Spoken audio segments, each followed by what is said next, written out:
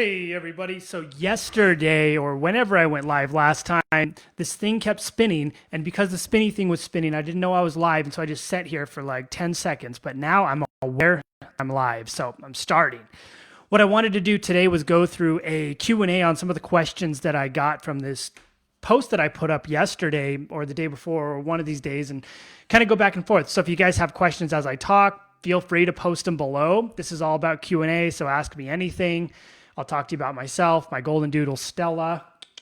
She's in here with me. But to start, I think a good question that I had yesterday in the comments was, how does one find control during a time when someone may not feel in control? So right now, you may feel like you're in a position where you don't have control over the outcome of your life, the outcome of what's going on with COVID, the outcome of everything that's happening at work. And so it starts to feel like it begins to implode from the inside, which stresses you out and puts you into a state of panic and builds anxiety and can also force you to go into a state of stress eating and depression. And so when you don't feel in control, what I like to do is bring myself back to the present moment and recognize and start to think about the things that I know I can control directly. So what can I make a decision in my life that's going to actually make a direct impact? So I know I can control my actions. I can control what I do with my family. I can control what I do at home. I can't control what's going to happen with the virus. I can't control what's happening with the government. I can't control what's happening with Sally down the street. And I definitely can't control what's going on these horrible news channels that are telling us that everything's horrible and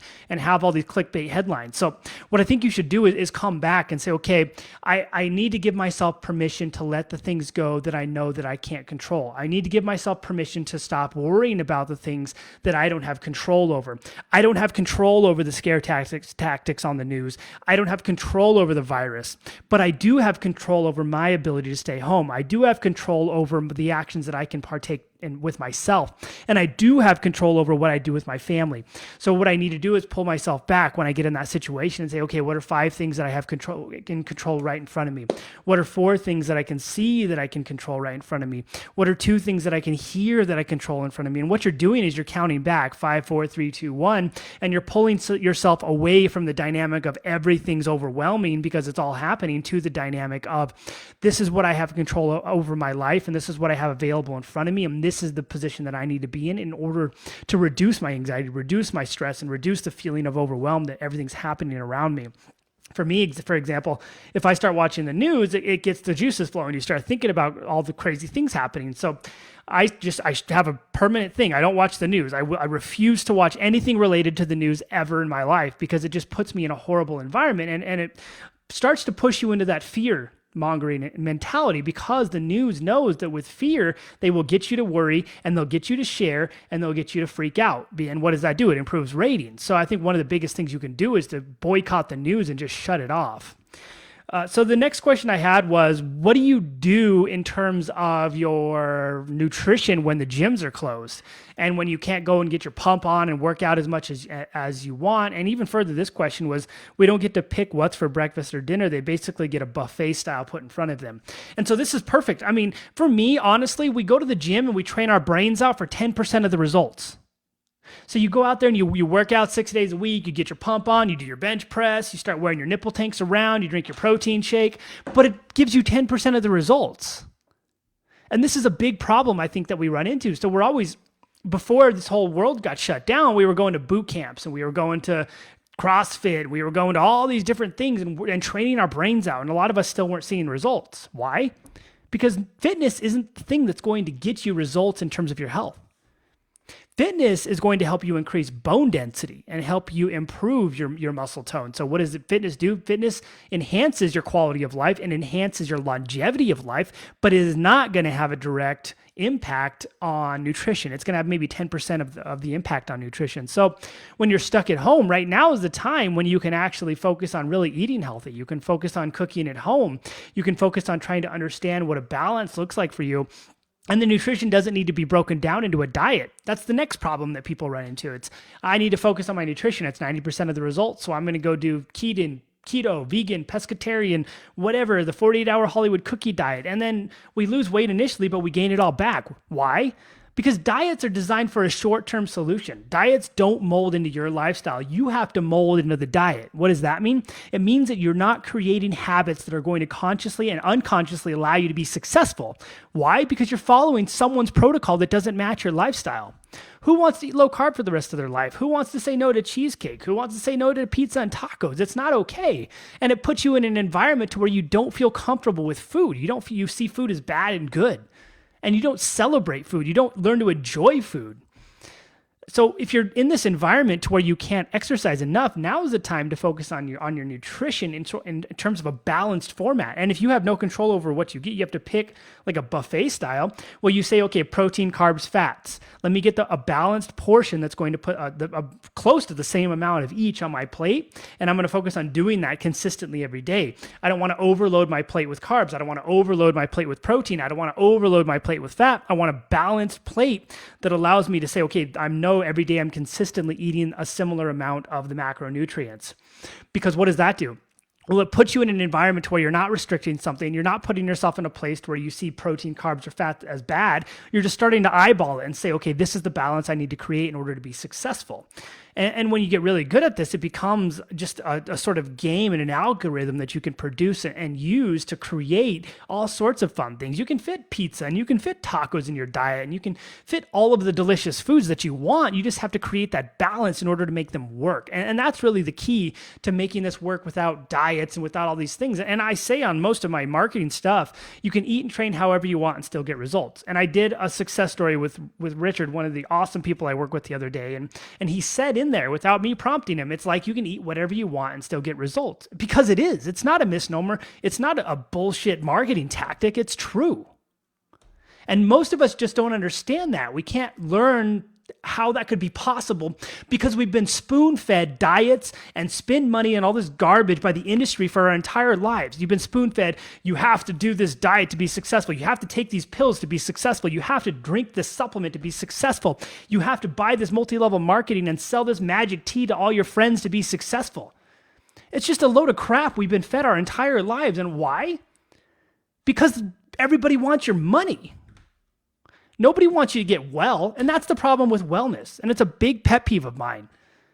We're in this industry to help people, but everybody in this industry wants to sell you a bunch of crap that's not going to help you. Everyone in this industry is out to take your money, but not actually help you out and help you get the results you want. So when you look at marketing material, when you look at supplements, when you look at all this stuff, it's all designed to get you to buy it and then forget about you. That's the problem with diet. And that's the problem of the world we live in. Everybody wants the quick fix through a diet, through weight loss surgery, all these different programs.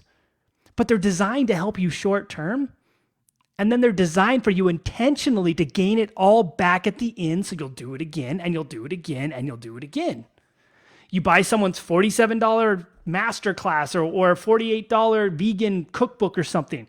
You buy that, and then all of a sudden you have to buy their 997 course, and you have to buy their next course and their next course, and you become just this perpetual user of their things. And it's that way by design. They don't want you to be successful. They want you to keep buying their stuff. And that's what the industry looks like. Supplements. Do you need this magic tea that's called Damage Control Master Formula that costs like $900 a pill? No. But the marketing on it has made you believe that it's going to help you lose weight. And so what happens when you start it if you see success? Well, now you're addicted to the pill for the rest of your life. Is that what we want? To be addicted to the pill? Addicted to the shake? Addicted to the thing that we have to take in order to be successful? And if we stop, or if that company goes out of business or disappears, then we lose our results? That's not where we want to be. We need to learn to create balance in our lives, and that's what does this. And we need to learn to put the blinders on to everything that's around us that wants us to buy all this garbage. And I said this in a previous video, sometimes you have to be mentally, physically, and financially invested to figure this out and to make it work and to push past the idea of diets and push past the idea of weight loss surgery and realize that consistency and longevity and creating balance is the key to success. And now I know and understand that most people don't know how to create this balance, and that's okay. That's when you have to find someone who's looking out for you, someone who's going to take an individualized approach to your unique body. A lot of people come out there and say, oh, this diet will work for everyone, and it might work for everyone. but then you're going to gain it all back. So it's not going to work long term. And so you need a forward thinker. You either need to be a forward thinker yourself to create this balance, or you need someone who can help you create that thinking pattern in your life and help you dispel all the crap out there that's designed to get you to spend money and see initial results and then gain it all back so you'll buy their next program, or you're stuck on the magic tea for the rest of your life, or you have to get the new thing and sell it to all your friends now to be successful. It's just a circular problem. It's a perpetual cycle of garbage that we're fed in this supposed wellness industry. But really, it shouldn't be called wellness industry. It should be called take your money industry, because that's the only thing most people care about. Well, that was a solid rant. But anyway, to put it into fundamental terms, create balance in your macronutrients, create balance in the food you're eating, balance your protein, carbs, and fats, and learn how to put those in a way to where you see consistency in your life so you're not sacrificing anything. Michelle says, cheesecake, pizza, tacos, you've got my attention. Hey, I celebrate pizza Friday, Taco Tuesday. We do all of these things. Everybody I work with, they get to eat tacos. They get to have pizza once in a while. They get to have the foods they love, and we don't restrict, because restriction makes you feel bad about the food you're eating. You shouldn't feel bad about the food you're eating. You should feel good about food. Food is an adventure. Food is a culinary inspiration. Food is something that we can taste and feel joy with. Food is something we should celebrate with our family. But we've demonized it. We've demonized carbs, we've demonized fats, and we've demonized everything under the sun. And that's not what it's about. It's not about demonizing things. It's about creating a healthy relationship with the food you're eating and understanding that it's all about creating balance and balancing your macronutrients and balancing your caloric intake to be consistent. That's the key to success. So my next question is how to be active when you're staying at home all day. So I think one of the things we fall into in this is we think we need to be doing like burpees and squats and stuff in the corner and doing these long drawn out workouts and going to like xxxfitness.com or whatever the fitness workout place you're going to and following their live streamed workouts or doing something crazy. But really, in my opinion, fitness should be an adventure. Fitness should be something that we create and that we learn to love and enjoy doing. I don't like doing burpees in the corner. I don't want to sit there and do workouts by myself in my garage. I'll do it with Steph because I'm doing it with someone, but I'm not going to do it by myself because it's not fun. It sucks. And so what I would prefer to do in that environment is if I can get someone to do it with me like Steph, then great, I'm going to do it. I'm a social butterfly. But if not, I'm going to go behind our house. I'm going to hike up the mountains, and I'm going to enjoy myself as I hike up the mountains. I'm going to go for a walk. I'm going to go for an hour-long walk. I'm going to walk by doodles. One of my doodles is back here somewhere. But I'm going to walk the doodles. I'm going to go outside with Aubriana, and we're going to play in the backyard. And believe me, playing is freaking hard. Like, we're doing handstands and bouncing up and down. And so that's harder than most workouts. And so my point here is we should make fitness an adventure. Make fitness something you enjoy doing. If you don't want to do a workout in your garage, go for a walk. An hour-long walk is going to put you in a fat-burning pathway, and you're going to burn fat just like you would in any other environment. You have a fat-burning pathway that activates when you're doing long, slow, sustained efforts. And so when you go for long walks, that's exactly what you're burning. Whereas when you're doing like high-intensity interval training, you're probably burning your stored carbohydrates. So one could argue that walks might be even better for fat loss. So if you're in this environment where you don't know what to do at home, make it easy. Don't overcomplicate it. Go for a walk, 30 minutes, 5 times a week, 3 times a week. Go walk your dogs. Go out and play with your kids. Believe me, if you play with your kids, they're going to put the wool over your eyes and make you do backflips and jump all over the place. And by the end of it, you may have broken your hip, but at least you got a great workout in. So the big thing is don't overcomplicate it. Either make it an adventure, make it fun, and find a way to do it with the entire family. And if you really do like doing workouts, that just combine stuff together. Don't do crazy reps. Just do like, today I'm going to do squats and push-ups. Tomorrow I'm going to do sit-ups and burpees. And I'm going to do 10 sit-ups and 5 burpees, 5 rounds. Boom, I did a workout. And then maybe the next day, okay, today I'm going to ride my bicycle.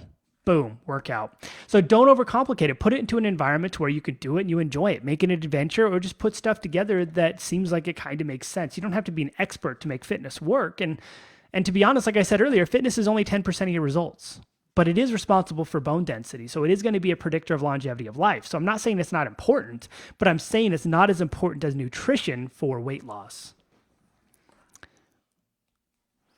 All right, and so the last question was a workout routine with free weights. And so if you have some free weights like dumbbells and stuff like that, I would just keep it simple at the same time. It's do presses, do sets of 5 for 3 weeks, then do sets of 3 for 3 weeks, then do sets of 1 for 3 weeks, and then repeat.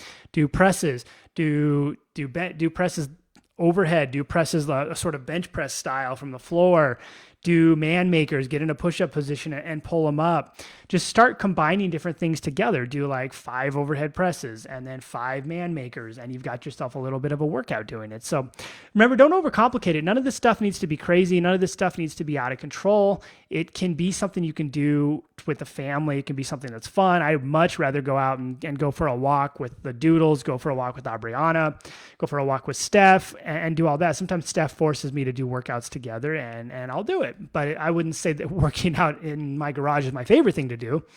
And you'll notice this in our programs. We don't make you work out and exercise like a lunatic. It's not worth it. And the problem when we do that kind of stuff, and I talk to people like this all the time, it's when you're in the gym and you're working out like 6 days a week and you're not seeing results. Why? Well, you're stressing your body out. And you're putting yourself in a place to where that stress is going to make you feel worse in the long term. And so what happens when you stress your body out? Well, you release stress hormones. What happens when you release stress hormones? Well, you're going to release cortisol. What happens when you release cortisol? Well, guess where that goes? It gets stored right in the belly. And that's why you get belly fat that you can't get rid of. It's not that you're not working hard enough. And most people are out there working hard. They go to the gym 6 days a week. They do all these diets and they can't lose weight because they've released so many stress hormones and their body's so stressed out, it's storing fat right in the belly area, and that's a byproduct of stress. So that's all I have to say today. I wanted to go live to answer those questions. I'll tag everybody that asked questions in the comments. If you have any more questions you want me to answer, post them in the comments here, and I'll go back and forth with you guys, and then I'll make another video to answer new questions that I get. But I think it'd be pretty cool if I do. I'm going to try to do this like regularly. If I get enough questions once a week or so.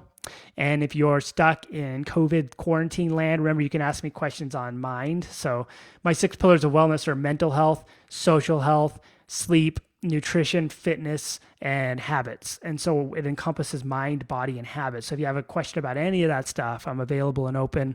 Just post it in the comments and let me know. Or you can DM me if you want to send a private question.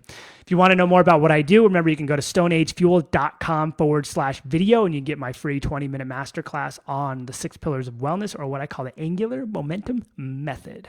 All right, I will see you all later. See ya.